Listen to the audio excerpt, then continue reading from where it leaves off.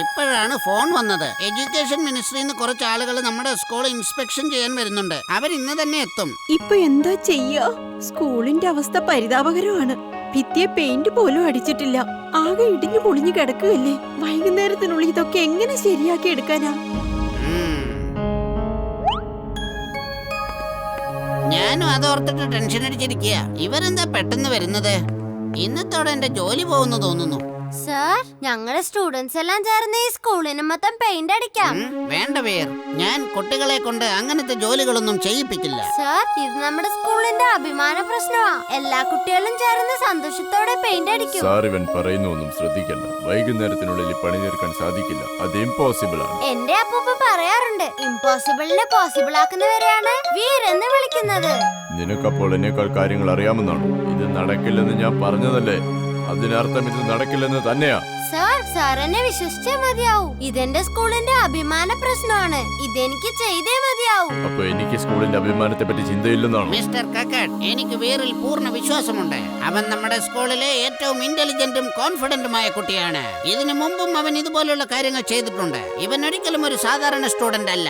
അതുകൊണ്ട് എനിക്ക് ഇവനെ പൂർണ്ണമായും വിശ്വാസമാണ്. ഐ തിങ്ക് നമ്മൾ ഇവന് ചാൻസ് കൊടുത്തേ പറ്റൂ. കക്കട്ട് സാർ, നിങ്ങളിപ്പോൾ എല്ലാ സ്റ്റുഡൻസിനെയും പുറകിലുള്ള ഗ്രൗണ്ടിൽ കൊണ്ടുപോയി സ്പോർട്സ് ഡേക്കുള്ള പ്രാക്ടീസ് ചെയ്യിപ്പിക്കോ. അപ്പോൾ വീറിന് ക്ലാസ് റൂം പെയിന്റ് ചെയ്യാനുള്ള സമയം ലഭിക്കും. സാർ, വീർ പറയുന്നത് കേൾക്കണ്ട. ഒടുവിൽ എല്ലാം ഇവൻ കൊളവാക്കും. കക്കട്ട് സാർ പറയുന്നത് പോലെ അങ്ങ് ചെയ്താൽ മതി.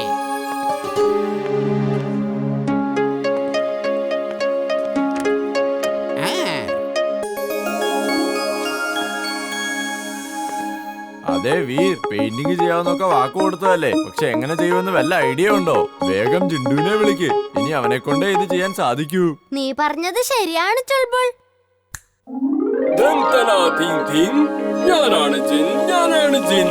എന്താ ചെയ്യണ്ട ബോസ്? ഇപ്പൊ നിന്റെ ബോസിന്റെ തത്തിനൊക്കെ പോയി കിടക്കുക. സ്കൂളിന് പെയിന്റ് അടിക്കണം, അതാ പണി. ഇന്നാ പിടിച്ചോ.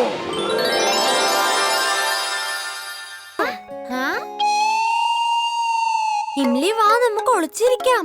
ബണ്ടി നമ്മളെ കണ്ടു കഴിഞ്ഞാൽ നമ്മളോട് കളിക്കണമെന്ന് വാശി പിടിക്കും. ശരി, നമുക്ക് ഒളിച്ചിരിക്കാം. വരൂ, നമുക്ക് അവിടെ പോയി ഒളിക്കാം. വേഗം വാ, അവൻ വരുന്നുണ്ട്. ഏകാന്ത ചന്ദ്രികേ തേടുന്നതെന്തോ. എന്താണ് ചെയ്തത്? എന്റെ ചാക്കിത് എവിടെ പോയി? എനിക്ക് മാത്രം എന്താ എപ്പോഴും ഇങ്ങനെയൊക്കെ സംഭവിക്കുന്നത്?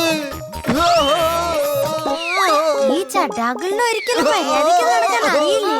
എപ്പം നോക്കിയാലും ഇങ്ങനെ എന്തെങ്കിലും ഒപ്പിച്ചോണ്ടിരിക്കും.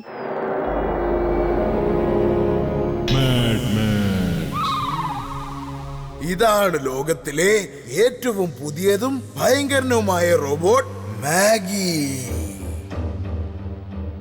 ഇനി എന്റെ ഈ പുതിയ റോബോട്ട് നേരെ ചെന്ന് ആ പ്രേം സഹായിയുടെ റോബോട്ടിനെ അന്വേഷിച്ച് കണ്ടുപിടിച്ച് ഇതിന്റെ ശരീരത്തിലുള്ള മാഗ്നറ്റിൽ ഒട്ടിപ്പിടിപ്പിച്ച് ഇങ്ങോട്ട് കൊണ്ടുവരും.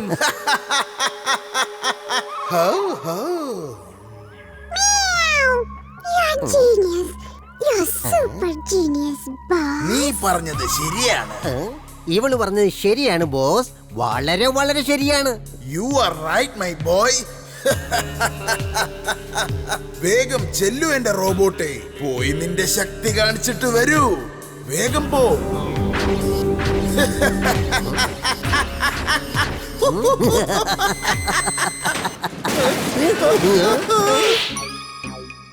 നോ നോ, ഇതല്ല ഞാൻ പറഞ്ഞത്. നീ നിന്റെ ശരീരത്തിൽ ഒട്ടിപ്പിടിപ്പിക്കേണ്ടത് റോബോട്ടിനെയാണ്, അല്ലാതെ സ്കൂട്ടറും ടെമ്പോയും അല്ല. ടിംബക്ടു, നീ ഇവന്റെ കൂടെ പോയി ഇവന് വേണ്ട സഹായങ്ങൾ ചെയ്തു കൊടുക്ക്. ആ പ്രേം സഹായിയുടെ റോബോട്ടിനെ എങ്ങാനും കിട്ടിയാൽ ഉടനെ തന്നെ നീ അവന്റെ മാഗ്നറ്റിക് പവർ ഓൺ ആക്കി കൊടുക്കണം. മനസ്സിലായോ?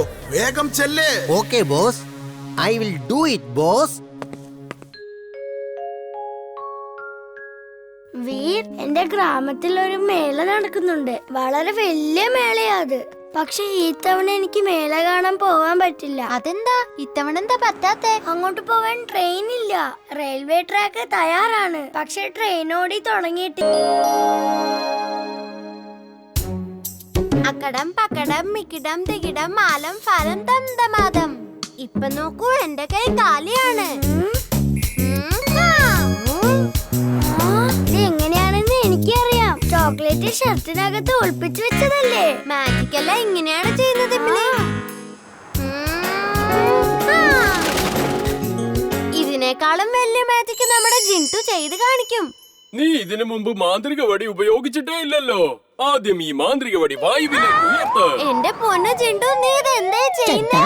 അതൊക്കെ ഞാൻ പറഞ്ഞുതരാം. മാന്ത്രിക വടി മുന്നിലേക്ക് നീട്ടി എന്ത് പറഞ്ഞാലും അത് അതേപോലെ തന്നെ സംഭവിക്കും. ഇത് ആരുടെയെങ്കിലും നേരെ നീട്ടിയിട്ട് അവര് എലിയാവട്ടെ എന്ന് പറഞ്ഞാൽ അവര് എലിയാവും. എനിക്കാരും എലിയാക്കൊന്നും വേണ്ട.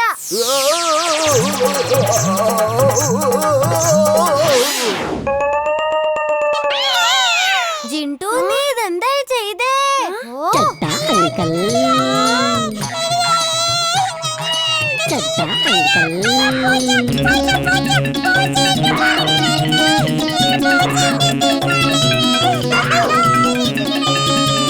ജിൻടു, ചഡ്ഡാ സാറിനെ പെട്ടെന്ന് തന്നെ പഴയതുപോലെ ആക്ക്. രക്ഷിക്കണേ, ആ പൂച്ച എന്നെ ഇപ്പൊ പിടിച്ചു തിന്നും.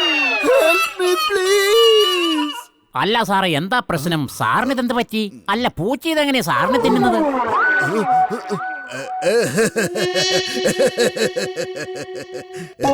എന്താണെന്നറിയില്ല, ഒരു നിമിഷത്തേക്ക് ഞാൻ ഒരു എലിയാണെന്ന് ഓർത്തുപോയി. അതുകൊണ്ടാ ഞാനിങ്ങനെ എലിയാണെന്ന് ഓർത്തുപോയി.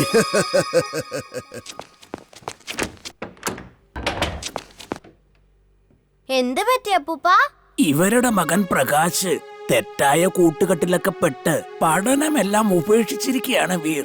നേരത്തെ അവൻ ക്ലാസ്സിൽ ഫസ്റ്റ് ആയിരുന്നു, പൈലറ്റ് ആവാനായിരുന്നു ആഗ്രഹം. പക്ഷെ ഇപ്പോ എക്സാം അടുത്ത് വന്നിട്ടും ആ കുട്ടി പഠിക്കുന്നതേ ഇല്ല. ആന്റി ഒന്നും കൊണ്ടും വിഷമിക്കണ്ടതേ, ഞാൻ ആ കൂട്ടുകെട്ടൊക്കെ അവസാനിപ്പിച്ചു തരാം. വേർമോനെ, പ്രകാശിനെ പറഞ്ഞു മനസ്സിലാക്കാന്ന് പറഞ്ഞാൽ അത് ഇമ്പോസിബിൾ ആയ കാര്യമാ. അപ്പൂപ്പൻ പറയാറുണ്ട്, ഇമ്പോസിബിൾ ഒക്കെ പോസിബിൾ ആക്കുന്ന ആളെയാണ് വീരെന്ന് വിളിക്കുന്നത്. നിങ്ങൾ ഒന്നുകൊണ്ടും വിഷമിക്കണ്ട, ഞാൻ എന്തെങ്കിലും ഒക്കെ ചെയ്യാം. വളരെ നന്ദി മുത്തശ്ശ. വീർ, നീ എന്തെങ്കിലും ചെയ്യാൻ ആലോചിക്കുന്നുണ്ടോ? അതോ ഞാൻ പോയി എന്തെങ്കിലുമൊക്കെ ചെയ്യണോ? അപ്പൂപ്പ, ഇതേ ഒരു ചെറിയ കാര്യം ചെയ്തു തരണം. സാർ, ഞാൻ അമേരിക്ക പോയി പഠിക്കാൻ എന്ത് വേണേ ചെയ്യും. എങ്കിൽ പിന്നെ നീ നിന്റെ കാലിൽ എന്തെങ്കിലും പരുക്ക് പറ്റിയെന്ന് കള്ളം പറഞ്ഞ് ഇവിടെ നിന്ന് പൊയ്ക്കോളൂ. 10 വർഷമായി ഞങ്ങൾ ഈ റേസ് തോറ്റിട്ടില്ല. അതുകൊണ്ട് ഇത്തവണ ഞങ്ങൾക്ക് റേസ് തോൽക്കാൻ താല്പര്യമില്ല. Okay? Okay sir, thank you sir.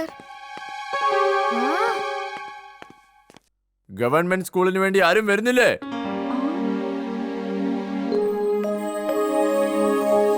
Veer, നീ വളരെ ചെറിയ കുട്ടിയാണ്. വലിയ കുട്ടികളോട് മത്സരിച്ച് ജയിക്കുന്നത് ഇമ്പോസിബിൾ ആണ്. എന്റെ അപ്പൂപ്പൻ പറയാറുണ്ട് തിങ്ക് പോസിറ്റീവ് എന്ന്. അപ്പൊ ഇമ്പോസിബിൾ അല്ല പോസിബിൾ ആയി മാറുമെന്ന്. സാറി റേസ് തുടങ്ങിക്കോളൂ. വീർ, നീ എന്തിനാ ഇതിൽ പങ്കെടുക്കുന്നത്? കരൺ ഇതെവിടെ പോയി? സാർ, അവന്റെ കാലിനെന്തോ പരിക്ക് പറ്റി, അതുകൊണ്ട് അവൻ വീട്ടിൽ പോയി. തീർച്ചയായും ഇതാ ഖുറാനയുടെ പണിയായിരിക്കും. ഇനിയിപ്പോ എന്താ സംഭവിക്കുക? On your marks, get set.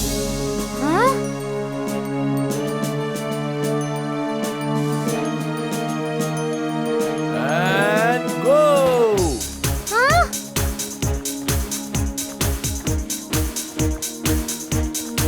Mister Khurana, അത് കണ്ടില്ലേ?